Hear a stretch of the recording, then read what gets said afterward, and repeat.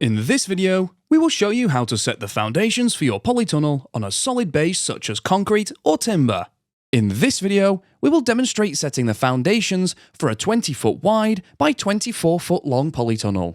Setting the foundation is an essential part of constructing your polytunnel. Taking your time to set your polytunnel foundations correctly will ultimately result in a more robust polytunnel that performs well and looks good. Here are the parts you'll need. All of your polytunnel foundations should be in line and evenly spaced. To get started, we're going to position the four corner foundations. At this stage, we are temporarily positioning the foundations to make sure we have the right measurements. Take all measurements from tube centers. Choose a corner and position the first foundation.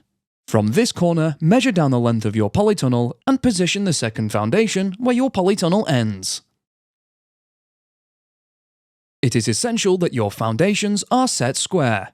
This can be achieved by ensuring that both diagonal measurements from corner to corner are equal. This measurement is different for different sizes of polytunnel. We have listed the diagonal measurements in your construction booklet. If your size isn't listed in the construction booklet, we also have a useful polytunnel diagonal calculator available online that calculates this important length. Please visit firsttunnels.co.uk/diagonal. Using two tape measures in tandem, measure 20 foot across the width from the second corner and diagonally from the first corner to position the third corner foundation. Repeat this procedure to position the final corner foundation. Finally, double check that the measurement between number 3 and 4 corners is correct for your length of polytunnel, in this instance 24 foot. To fix the base plate to the floor, use shield anchors for concrete or coach screws for timber. Make a mark at each bolt hole position.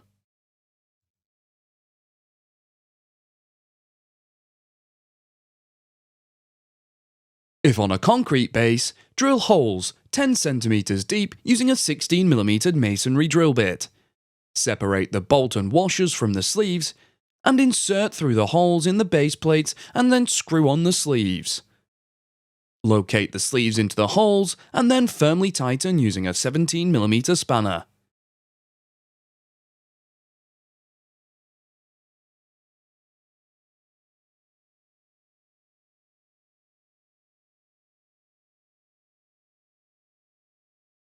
If on a timber base, drill pilot holes 7 cm deep using a 7mm timber drill bit.